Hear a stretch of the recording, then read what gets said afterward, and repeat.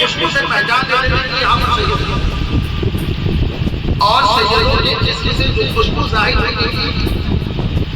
وہ ہمارے اکابر اور جو پڑھے لکھے لوگ ہیں، جو نیک اور پرہیزگار لوگ ہیں، آج بھی اس کو سنتے ہیں اور وہ اچھے اچھے کہتے ہیں۔ ہم گنہگار ہیں، وہ خوشبو ہمیں محسوس نہیں ہوتی، لیکن جو نیکوکار ہیں، پرہیزگار ہیں، وہ آج بھی سیدوں کی خوشبو جو ہے، ان کے جسم کی جو خوشبو ہے آج بھی وہی سنتے ہیں۔ حضور مفتی اعظم علیہ السلام جب آپ پہنچے حیدرآباد کے اندر تلنگانہ میں، غالباً یہ واقعہ میرا دل آیا ہے، لیکن سنا ہی نہیں رہا ہوں کہ ہمارے بڑے رسول اللہ صلی اللہ علیہ وسلم کے گھر والوں پر کس طرح احترام ہے، کس قدر حضور مفتی اعظم علیہ السلام پہنچے، بڑی تعداد، لمبی بھیڑ جلسے کے اندر،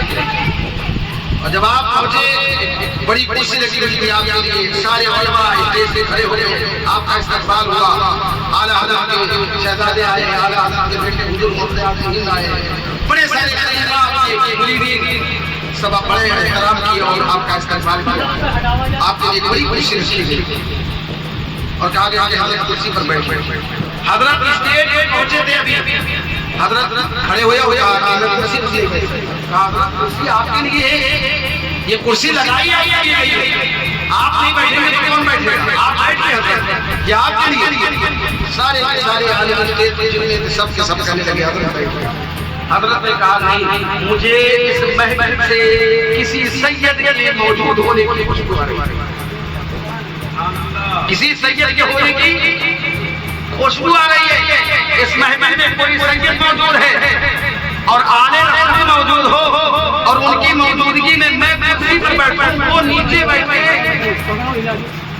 یہ زیب نہیں دیتا، یہ درست نہیں ہے۔ آپ نے کہا میں نے کہا اچھا یہ ہوا کہ لوگوں کو خبر بھی نہیں ہے کہ آپ کو سید ہے،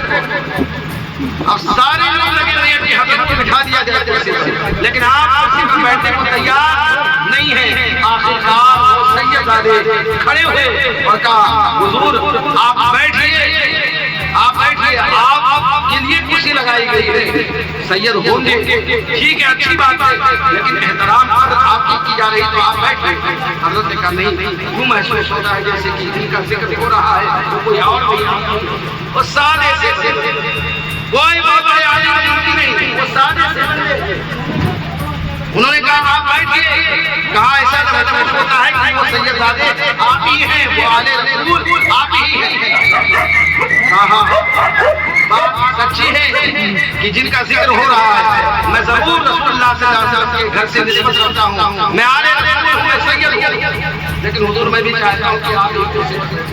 حضور مفتی ہاتھ پکڑا اور لے جا کر اس بڑی سی کرسی پر آپ کو بٹھا دیا اور کہا یہ آپ کا مقام ہے اور نیچے یہ کرسی ہے، کرسی کے بعد میں پیر کے نیچے پیر کے پاس سے بیٹھ گئے یوں جیسے کہ ایک خادم بیٹھتا ہے اور کہا اے آلے رسول یہ آپ کا مقام ہے اور یہ آپ کا مقام ہے، یہ مقام آپ کا ہے اور یہ مقام آپ کا ہے۔ تو ہمارے بڑوں نے، ہمارے اکابروں نے احترام ادب سے کس طرح ادب ہونی چاہیے رسول اللہ صلی اللہ علیہ وسلم کے، اور الحمدللہ ہم ادب والے، ہم بے ادب نہیں۔ ہمارا تو ایمان یہی ہے کہ رسول اللہ کی محبت ہے تو ایمان ہے،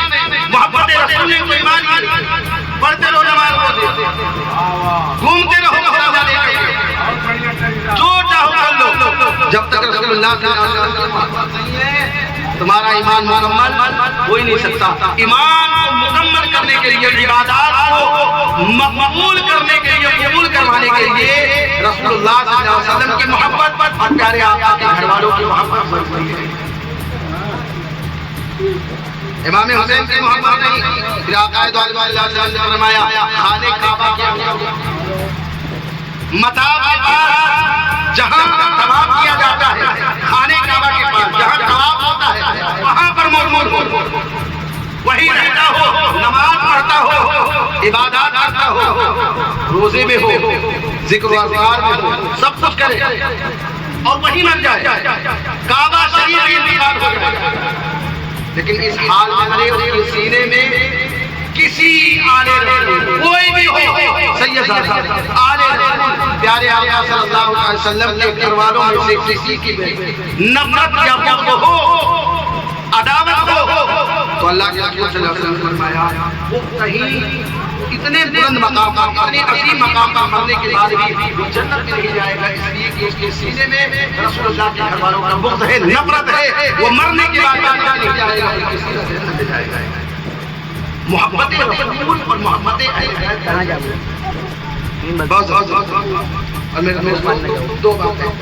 امام حسین رضی اللہ عنہ چلے گئے، حق کے لیے اپنے غلام کو قربان کر دیا، نماز کو قضا نہیں کی۔ آج ہم سنیوں کا حال یہ ہے، ایسے لوگ جن کی کوئی قدر کوئی اہمیت نہیں ہوتی ہے، وہ لوگ صرف ایک ہی بات مان پاتے ہیں اور ٹوکنے کا حق بنتا ہے کیونکہ وہ غلطی کر رہے ہوتے ہیں اور وہ بڑی غلطی ہے۔ مستحبات کو ہم نے فرض بنا لیا اور ہم نے فرض کو مستحبات بنا لیا۔ فاتحہ بالکل ٹھیک ہے، ہم سنیوں کی پہچان ہے، ہمارے بڑوں نے ہمارے پڑھے لکھے